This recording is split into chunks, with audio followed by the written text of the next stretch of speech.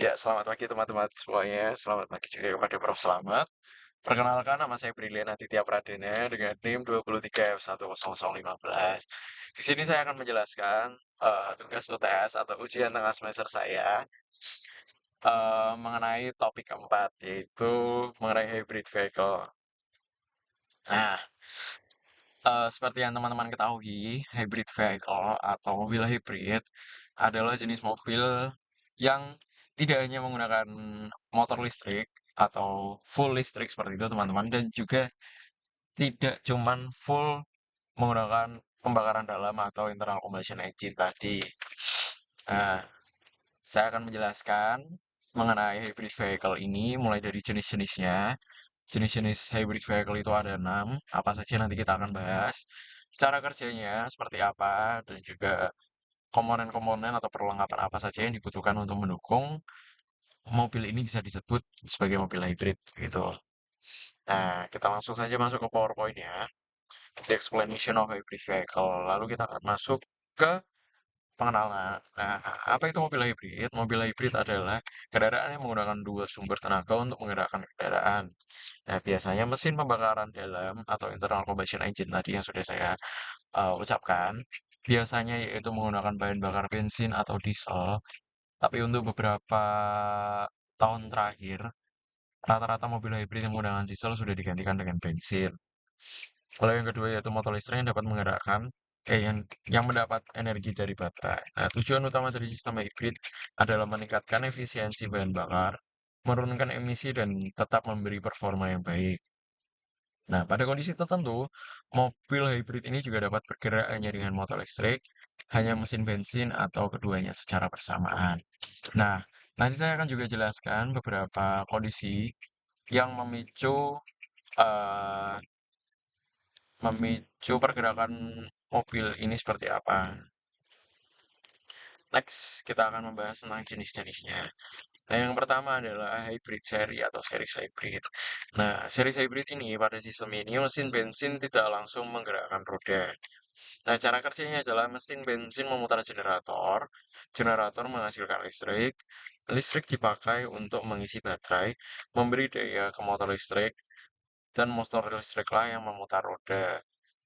Nah, jadi hmm, mesin bensin ini tidak menggerakkan roda secara langsung, tapi tujuan dari mesin bensin ini adalah mengisi generator, di mana nanti generatornya itu menghasilkan energi yang didapat melalui energi mekanik dari mesin bensin itu yang digunakan untuk mengisi baterai. Nah, baterai ini nantinya lah yang akan menggerakkan roda daripada mobil jenis series hybrid ini. Nah, karakteristiknya itu apa saja? Mesin bekerja pada putaran yang relatif stabil, itu karakteristik yang pertama. Lalu efisiensi cukup baik untuk lalu lintas kota, stop and go. Jadi untuk series hybrid dan juga beberapa mobil-mobil hybrid lainnya memiliki sistem yang namanya regenerative braking system. Nah, itu nanti juga akan kita bahas. Kenapa mobil hybrid ini sangat efisien dipakai di dalam kota maupun luar kota. Nah, yang ketiga, untuk karakteristiknya yaitu respon akselerasi yang halus karena roda digerakkan motor listrik. Jadi torsi yang muncul pertama kali ketika menginjak gas itu cukup halus. Dan di sini ada diagram simpelnya. Seperti yang sudah saya jelaskan tadi, engine tidak langsung menggerakkan motor, engine tidak langsung menggerakkan roda, lalu tapi melewati generator terlebih dahulu, lalu generator mengisi baterai, baterai nantinya menuju ke power elektronik atau biasa disebut dengan inverter yang mengubah DC menjadi AC untuk menggerakkan elektrik motor yang biasanya pada mobil hybrid itu berupa motor AC. Next, kita akan membahas mengenai hybrid paralel. Nah, contoh dari hybrid paralel ini yaitu Toyota Prius. Pada sistem ini, mesin dan motor listrik sama-sama bisa menggerakkan roda secara langsung. Nah, cara kerjanya, saat beban ringan, motor listrik bisa membantu. Nah, saat akselerasi, mesin dan motor bekerja bersama. Jadi efisiensinya lebih tinggi lagi dikarenakan akselerasi dan akselerasinya dibanding menggunakan mesin bensin dan juga motor listrik secara bersamaan.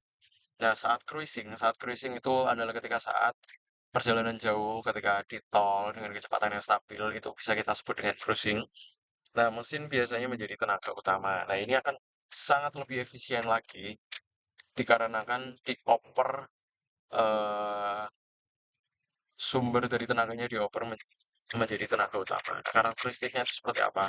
Struktur mekanik lebih sederhana dibandingkan seri dan efisien pada kecepatan menengah hingga tinggi. Nah, ini untuk eh, diagramnya seperti ini, teman-teman. Parallel hybrid. Jadi dari engine tetap melalui generator atau motor, dan generator atau motor ini nantinya eh, juga dilalui tegangan baterai dan juga hasil dari pembakaran bahan bakar dari internal combustion engine.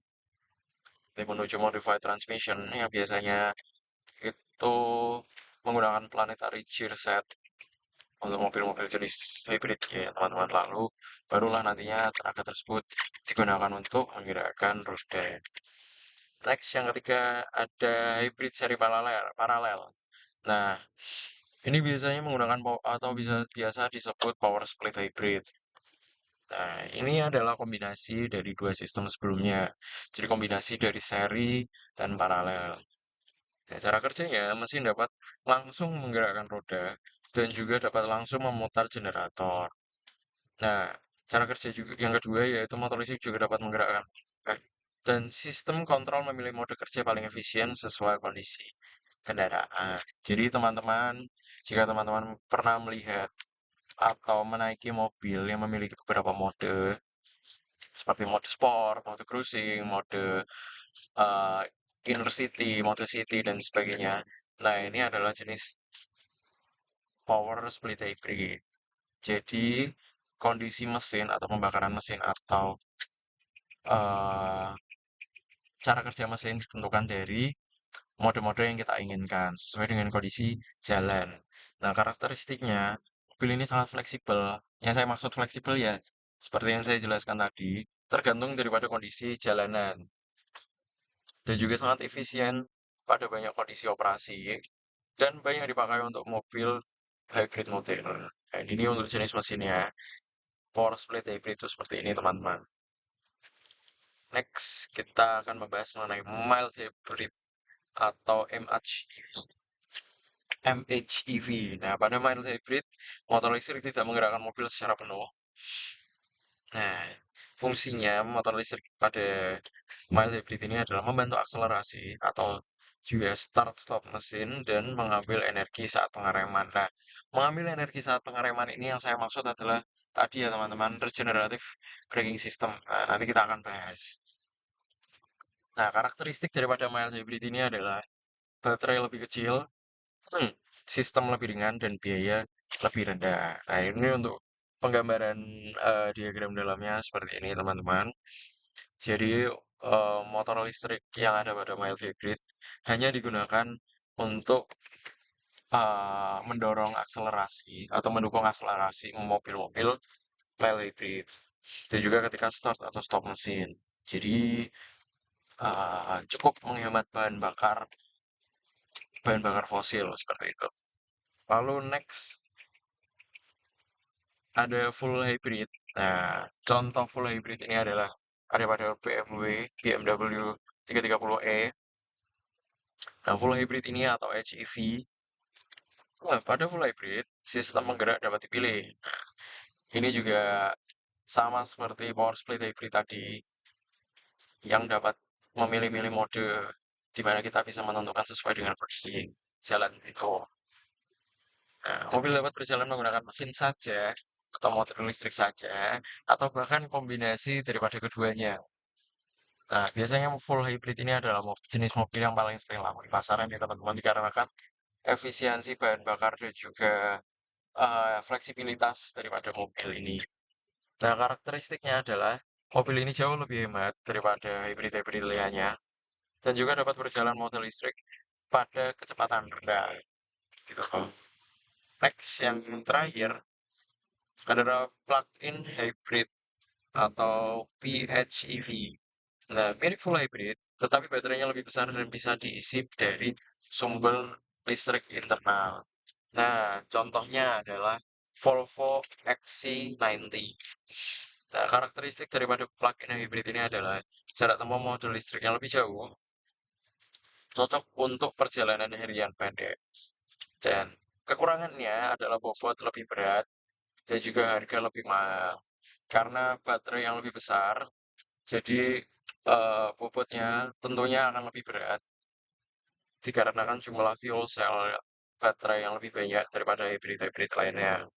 Nah, di sini kita dapat lihat diagram singkatnya. Jadi di belakang fuel tank itu biasanya untuk plug-in hybrid fuel tank itu sejajar ya dengan fuel cell daripada mobil hybrid ini. Nah, ini ada fuel tank di sini. Nah, ini ada Type 2 charging socket, ada baterai juga di sini. Nah, untuk beberapa mobil biasanya eh, filler atau isi tempat pengisian bahan bakar itu menjadi satu teman-teman. Cuman pada diagram ini berbeda untuk yang fuel tank di belakang, untuk yang charging socket di depan. Namun biasanya untuk pada mobil-mobil komersil sudah menjadi satu, jadi satu wadah seperti itu. Nah, ini ada onboard charger juga, ada combustion engine atau ICE, internal combustion engine. Ini ada electric motor dan transmission ya. Nah, lalu kita akan jelaskan cara penggerak motornya berdasarkan jenis. Nah, series hybrid, mobil hanya digerakkan melalui motor listrik. Mesin ICE tidak terkoneksi ke transmisi, melainkan hanya digunakan untuk mengisi baterai jika diperlukan. Nah, ini untuk diagram perputaran atau alurnya seperti ini ya, teman-teman. eh jadi dari mesin ini masuk ke baterai terlebih dahulu. Jadi baterai ini nanti akan dicas atau diisi dengan pergerakan atau energi mekanik dari mesin tersebut. Lalu baterai ini nantinya akan mengirimkan atau memberi tenaga pada motor AC. Nah, nanti motor AC-nya ini yang baru nantinya akan menggerakkan roda belakang. Nah, ini untuk detailnya seperti ini, dari engine ke generator, generator ke inverter, dari inverter ke baterai, dan baterai gerak motor, lalu baru ke reduction gear atau transmisi seperti itu. Next, kita ada parallel hybrid. Nah, pada sistem parallel hybrid, roda kendaraan bisa digerakkan oleh mesin bensin, mesin motor listrik, atau keduanya secara bersamaan. Nah, berbeda dengan seri hybrid, pada parallel hybrid, mesin bensin terhubung langsung ke roda melalui transmisi. Nah, ini ya teman-teman. Jadi, dari mesin, tadi kan mesin melalui baterai terlebih dahulu. Nah, ini kita langsung, dari mesin bisa langsung eh, menggerakkan roda belakang. Dan juga dari baterai dapat langsung menggerakkan roda belakang. Nah, ini untuk diagram jelasnya energi storage system atau ya internal combustion engine tadi ya teman-teman. Nah, ini ada power electronic converter. Nah, ini ada fuel. Ini ICE, internal combustion engine.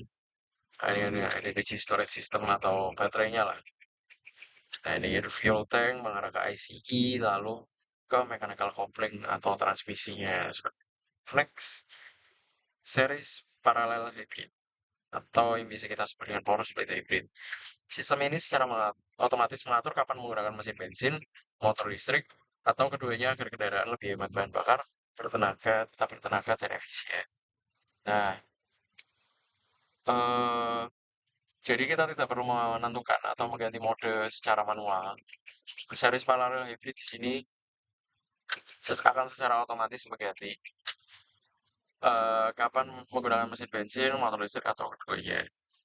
Nah, ini untuk diagramnya seperti ini ya teman-teman. Dari baterai menuju inverter, lalu ada motor generator 2, lalu bisa juga melalui motor generator 1, dan juga dari engine, ini ada PSD, power split device, dan juga nanti ada final drive atau transmisi ya, yang nantinya akan menggerakkan roda, seperti itu. Next, kita ada mild hybrid. Nah, ini cukup panjang untuk mild hybrid. Nah, mesin bensin tetap menjadi sumber tenaga utama untuk menggerakkan roda kendaraan. Nah, motor listrik kecil membantu mesin saat start awal kendaraan. akselerasi, atau ketika membutuhkan tambahan tenaga. Nah, motor listrik mendapatkan energi dari baterai hibrid yang terisi secara otomatis selama kendaraan berjalan. Dan saat pengereman atau deselerasi, motor listrik bekerja sebagai generator untuk mengubah energi gerak menjadi listrik dan mengisi kembali baterai. Nah, ini regenerative braking itu seperti ini ya teman-teman. Di pengereman, pengereman yang dihasilkan itu akan menghasilkan energi mekanik atau gaya gesek dari cakra mobil. Nah, ini fungsi regenerative braking system adalah seperti ini ya. Jadi gaya gesek mekanik itu tidak dibuang secara cuma-cuma, tapi kita isi kembali menjadi energi listrik. Sistem mild hybrid tidak dapat menggerakkan kendaraan menggunakan motor listrik saja, karena motor hanya berfungsi sebagai pendukung mesin bensin. Nah, teknologi ini membantu meningkatkan efisiensi bahan bakar, mengurangi emisi, dan membuat akselerasi lebih halus. Nah, ini untuk alurnya. Nah, ini assistance with start up and acceleration. Jadi ketika mobil ini berhenti, jadi ketika mobil ini ingin melaju atau baru melaju dari kondisi berhenti, nah, dia akan dibantu oleh motor listrik. Barulah nanti ketika sudah pada kecepatan yang stabil, akan diganti menggunakan internal combustion engine. Itu detail mild hybrid 48 volt. Seperti ini. Next, kita ke full hybrid. Nah, full hybrid dapat menggunakan mesin bensin, motor listrik, atau keduanya untuk menggerakkan kendaraan. Dan pada kecepatan rendah, kendaraan bisa berjalan dengan motor listrik saja. Sedangkan saat akselerasi mesin dan motor bekerja bersama. Ketika pengereman, energi dikembalikan ke baterai melalui regenerative braking. Nah, mobil full hybrid ini biasanya ada pada mobil SUV-SUV yang besar. Seperti tadi ya teman-teman. Ada Santa Fe, kalau teman-teman tahu Santa Fe, mobil SUV yang besar. Nah, dia memerlukan torsi yang tinggi kan. Dari kondisi stop menjadi melaju atau menjadi cepat. Nah, makanya eh, saat akselerasi ini mesin dan motor bekerja bersama. Jadi dia memberikan torsi awal yang tinggi. Seperti itu teman-teman. Nah, ini untuk alurnya seperti ini. Ya, ada electric motor, ada battery, electric motor di sebelah sini juga. Ada electric control unit, nah, ECU itu yang biasanya ECU, sorry, ECU itu yang biasanya nanti akan dikonvert menjadi tegangan yang nanti akan dipakai untuk dashboard mobil, head unit, dan sebagainya. Ya, ada gas engine. Yang terakhir ada plug-in hybrid. Nah, seperti ini ya teman-teman diagramnya. Very full hybrid tetapi baterainya lebih besar. Nah, dan bisa diisi dari sumber listrik eksternal. Nah, ini untuk internal combustion engine-nya seperti ini. Ada power electronic controllernya, ada DC-DC converter, ada thermal system. Banyak ya untuk yang plug-in hybrid. Dikarenakan komponennya juga cukup banyak. Ya, ada exhaust system, ada fuel filler, ada fuel tank, traction battery pack, ada charge port. Ini yang saya maksud tadi biasanya charge port ini jadi satu dengan fuel filler yang ada di belakang ya. Jadi akan lebih efisien dan akan lebih estetik gitu bentuknya mobilnya. Ada electric generator juga, ada transmission, ada outdoor charger, ada baterai auxiliary. Nah, ini untuk komponen perlengkapan yang dibutuhkan. Ada internal combustion engine. Nah, internal combustion engine itu adalah ya yang biasa ada pada mobil-mobil komersial pada umumnya. Nah, untuk komponennya ada seperti ini, ada camshaft, ada fuel injector, ada silinder, ada fan, piston, alternator atau ada alternator itu yang biasa memproduksi electric power ya atau generator kecil alternatornya. Ada crankshaft juga di sini, ada inlet valve, oil filter, exhaust, spark plug itu atau yang bisa kita sebut busi, dan fuel air mixture ignite. Untuk gambar-gambar ini itu mesin inline 4 ya. Fungsinya sumber tenaga mekanik, penggerak roda, mengisi baterai melalui generator, dan mesin pada hybrid biasanya dirancang untuk efisiensi tinggi, bukan semata tenaga maksimum. Next, ada electric motor. Electric motor ini digunakan untuk menggerakkan kendaraan, membantu mesin saat akselerasi, dan menjadi generator saat terjadi electric braking. Motor listrik memberikan torsi besar pada putaran rendah. Ini untuk pada gambarnya ini adalah jenis motor listrik yang sudah menjadi satu dengan generator ya. Ini sebelah sini generatornya dan sebelah sini ini motor listriknya, rotornya. Nah, lalu ada high voltage lithium batteries. Nah, jenis umumnya yang biasa dipakai itu ada nickel metal hydride atau NiMH, NiMH, NiMH, dan juga lithium ion. Tapi yang biasa digunakan pada kendaraan-kendaraan itu lithium ion ya, karena memang produksinya lagi besar gitu. Hasil produksinya juga tinggi dan juga demand dari marketnya juga banyak. Jadi rata-rata mobil hybrid menggunakan lithium ion. Nah, fungsinya itu untuk menyuplai daya ke motor dan juga menyimpan energi hasil regenerative braking. Nah, ini untuk ada BMS, ada kontaktor, konektor, MSD, MSD itu portnya ya. Ada fan valve, eh, ada HVIL, ada insulation control board. Ini fuel cellnya ini ada banyak, satu, dua, tiga, empat, dan seterusnya. Next, ada generator. Nah, fungsinya untuk pengisian baterai, menyuplai listrik ke sistem motor, dan pada beberapa sistem, motor dan generator bisa menjadi satu unit. Nah, seperti ini ya, teman-teman, motor dan generator menjadi satu unit itu seperti ini. Next, ada inverter atau converter. Nah, fungsi inverter itu mengubah arus DC baterai menjadi arus AC untuk motor. Dikarenakan motor listrik yang digunakan pada mobil-mobil hybrid itu menggunakan tenaga AC, menggunakan listrik AC. Jadi kita membutuhkan inverter untuk mengubah arus DC yang muncul dari baterai, yang dialirkan melalui yang dari baterai, yang nantinya dialirkan ke motor berupa AC. Nah, untuk konverter sendiri yaitu menurunkan tegangan tinggi menjadi 12 volt untuk sistem kelistrikan biasa. Biasanya yaitu lampu, audio system, nah, ECU, dashboard, head unit, lalu ada beberapa komponen lain yang biasanya ada di depan driver yang rata-rata menggunakan tegangan DC 12 volt. Lalu ada transmission atau power split device. Nah, fungsinya yaitu membagi tenaga mesin dan motor, meneruskan tenaga ke roda, dan pada beberapa hybrid digunakan planetary gear set. Seperti itu, teman-teman. Nah, lalu ada electron control unit, ECU. Nah, tugasnya untuk menentukan kapan mesin aktif, kapan motor aktif, kapan baterai diisi, dan kapan mengatur efisiensi energi. Nah, semua keputusan kerja hybrid dikendalikan oleh komputer ini. Jadi ini adalah otak daripada mesin hybrid ya, daripada mobil-mobil hybrid ya. Jadi semua output yang nantinya dikeluarkan oleh mesin itu bekerja sesuai dengan keinginan ECU. Lalu ada regenerative braking system. Nah, sistem pengereman ini dapat menghasilkan listrik. Fungsinya adalah memanfaatkan energi yang biasanya terbuang. Nah, seperti yang sudah saya bilang ya, energi yang terbuang itu tidak dibuang sia-sia, tapi kita manfaatkan kembali ketika pengereman untuk mengisi energi ke baterai. Lalu untuk meningkatkan efisiensi total kendaraan. Lalu yang terakhir ada cooling system.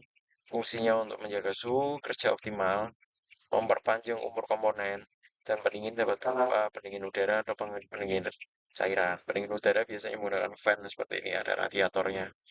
Nah, kalau pendingin cairan biasanya pakai cooling system yang menggunakan coolant, dan juga air radiator. Seperti itu, teman-teman. Nah, di sini ada up radiator hose, ada radiator, ada coolant expansion tank, radiator bleed hose, radiator cooling fan, ada low radiator hose, ada water pump. Ini digunakan untuk menarik ya, untuk memompa dari air radiatornya tadi. Ada thermostat housing, ada coolant from engine, ada heater feed hose, ada airflow yang ada heater clean hose seperti itu, teman-teman. Nah, jadi sekian penjelasan mengenai mobil hybrid. jenis mobil hybrid, cara kerja, dan juga beberapa perlengkapan atau komponen-komponen yang dibutuhkan untuk mendukung mobil hybrid. Seperti itu. Baik, terima kasih atas perhatiannya. Maaf jika ada salah kata dan lain hal. Terima kasih. Saya Brilian pamit undur diri. Ono hehehe